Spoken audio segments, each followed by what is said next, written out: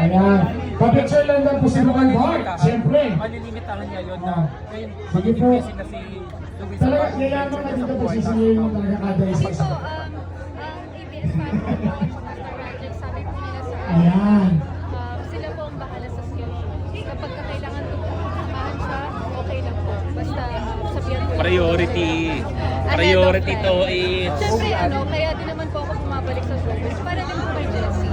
Kung meron po para kay Luis, meron po para kay Rosie. Okay. Meron din po para kay Luis. Paano yung Luis hosting Ayan. Yes, it already is.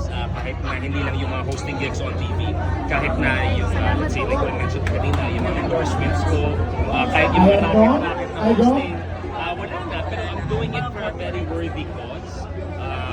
Sabi ko nga, hindi naman to yung hindi ko tatanggapin dahil magbabakasyon lang ako o dahil gusto ko mag-workout. Ayan. Pwede na po ba namin I-atras ko makuha muna si yun dahil Governor? maglilink ko tapos sa mga Batanggel.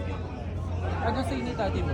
Sorry? Ni Tati Edu, ano sa inyo? And he's very, very supportive. Alam naman niya, he was also in public service dati nung siya naging vice mayor ng Makati. Oo, so kumbaga may mga payo siya here and there, pero ramdam ko naman yung support niya sa akin talaga. Sorry po Attention na po. Attention na po.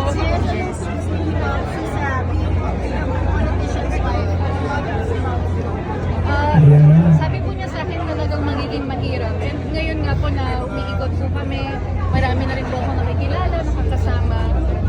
Mahirap nga po talaga. Pero sabi niya sa akin, basta stay strong, be strong for your husband. Basta palagi mo lang Tapos na po kasi yung assignment. So yun po yung ginagawa. Ayan, ma'am. Tawagin na po natin si Governor. Ayan. Sinasamahan nila ako. Oo, Ano po? kunwari medyo pukpukan sa Batangas. Dito na na si Stacy Peanut tsaka si How. Ano lang po yan, time management. Oo, yun lang talaga yan. So paano ang Valentine's? No problem. Meron! Three po yan. Three. Ako Three yung pa! ganyan. Meron! Wedding anniversary No po problem. namin sa 21. Yes. So doon na lang po namin gagawin yung date namin. Thank you everyone! Thank you! Maraming salamat po sa pagpunta. Marami pong pagkain sa labas. May mga shawarma po sa mga kwek-kwek. Mga kwek-kwek, mga fish balls. Marami po. Maraming salamat. Thank you po. Same. Kasi for example, pag sinabi mo ako sa showbiz, hindi naman ako mas nakilala bilang isang artista. Mas nakilala ako sa TV, as hosting. So lahat ng mga game show ko, siguro kung nakakapanood kayo, ang kausap ko talaga yun.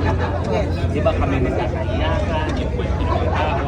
Sabi niya, kung doon pa lang anak, nakilala mo na ang tunay na estado ng mga tao, ito much more that ito yung magiging buhay mo.